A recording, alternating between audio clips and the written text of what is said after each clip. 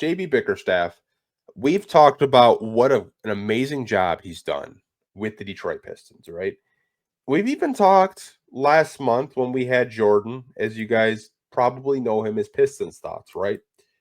And I had asked him, I was like, do you think there's a chance that JB Bickerstaff could be in the conversation for Coach of the Year?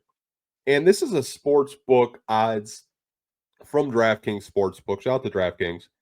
And they have their Coach of the Year all bet actions. And it's Kenny Atkinson, odds on favorite, minus 600.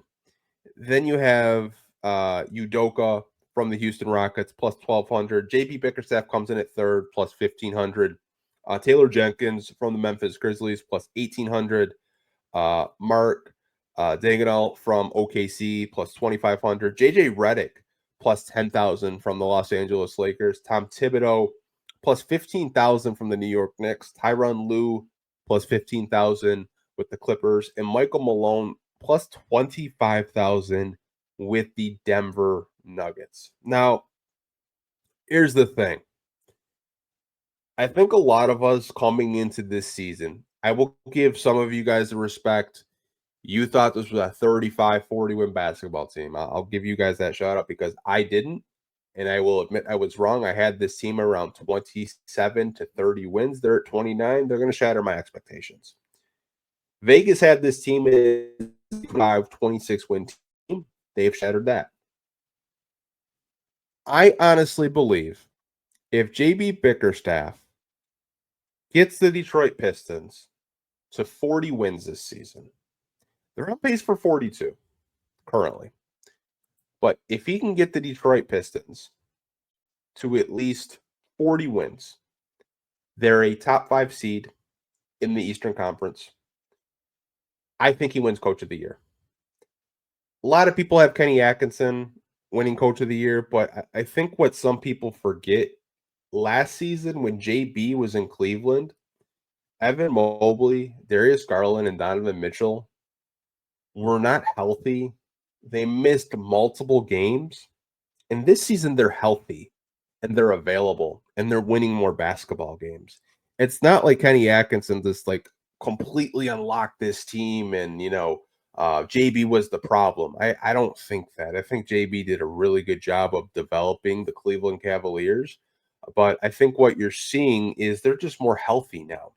And the Pistons are playing some of the best ball over the past 15 years.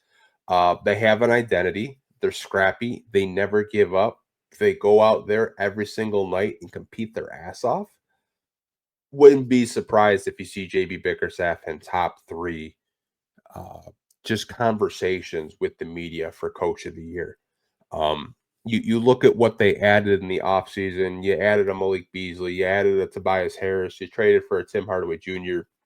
You drafted Ron Holland and Bobby Klitman in this draft. They didn't really add a whole lot. It's not like they went out and, signed like a big name or traded for a big name. Like Tobias Harris has been a good locker room veteran, just a true professional, a good, secondary third option for Cade Cunningham. Someone to rely on. Like if you think about it, like for a majority of last season, Isaiah Livers was the starting forward next to Cade Cunningham. Now he has a Tobias Harris that is just a proven vet, and he's proven that he can score and take the scoring load off of Cade and the young guys. Malik Beasley, I think for the value has been the best addition, not just for the Detroit Pistons, but the entire NBA. Like getting him for $6 million on a 1-year deal. He just broke the Detroit Pistons single season record for 3-pointers made by a Piston with 212. And we have about 30 or so games. He could easily be around 320, maybe 350 3-pointers made by the end of the season.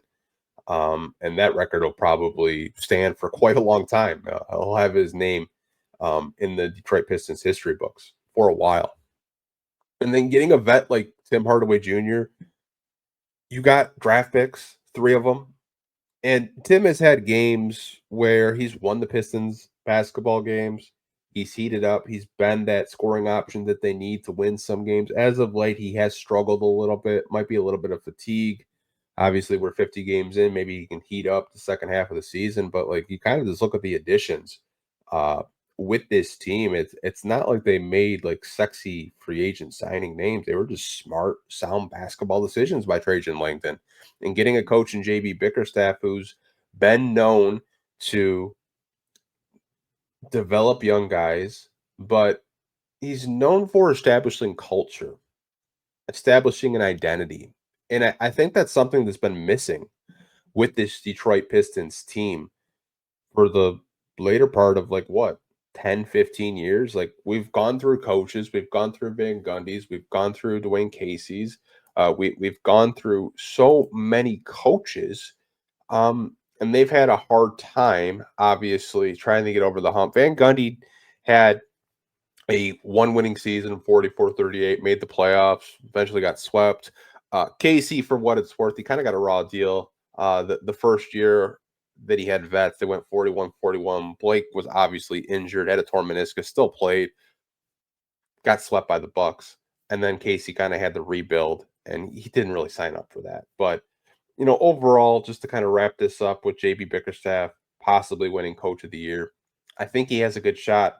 He's got 29 wins, got about 30 or so games to end the season. If you can have this team at least a top 5 seed and they're close to 40 wins, wouldn't surprise me if you see him in the ballot for possibly winning Coach of the Year for the Detroit Pistons. And I think it's not just him. Like, you could have conversations about Cade Cunningham making an All-NBA team. Like, bare minimum, Cade Cunningham could make third-team All-NBA just the way he's playing. He's been playing like a top 10, top 15 player for a majority of the season. You could have Malik Beasley being in the conversation for sixth man of the year. Like, when's the last time we could sit up here and say our head coach is in Coach of the Year conversations, one of our best bench players is in sixth man of the year conversations, and our franchise guy that we just locked up for the foreseeable future over the next 5 years is a top 10, top 15 player. He's been in MVP brackets from the NBA. He's won Eastern Conference Player of the Week. Like, the Pistons right now, the future is incredibly bright. You have your young core intact. You have veterans that mesh well. The locker room's good. You have a coach that not only wants to be here, but is really just developing these guys night in and night out. From the start of the season to now, they have gotten so much better from, the starting lineup all the way to, the bench guys that don't always get to play like Marcus Astor. Like, they've improved so much from the summer league to now. So just hats off to this entire Detroit Pistons coaching staff, shooting coaches, development coaches, and the front office, Trajan Langdon, Dennis Lindsey, Michael Blackson, all those guys. Like, they've completely done a 180 with this Detroit Pistons organization, and they're finally on the right track. I feel like we've just been trying to get on the right track for past 5 to 8 years, and we've had such a difficult time trying to get on the right track because we've tried to shortcut success, kind of half-ass a rebuild, and it doesn't work out. And then we have to rebuild the 4 years, and we get shafted in the lottery, winning it 1 times out of 5 years of purposely tanking, building bad rosters. But future's bright. Got a good executive in Trajan Langdon, great head coach in JB Bickerstaff, and a franchise player in Cade Cunningham that I think you're going to start seeing not in only role players, but borderline all-stars want to come to Detroit and team up with him.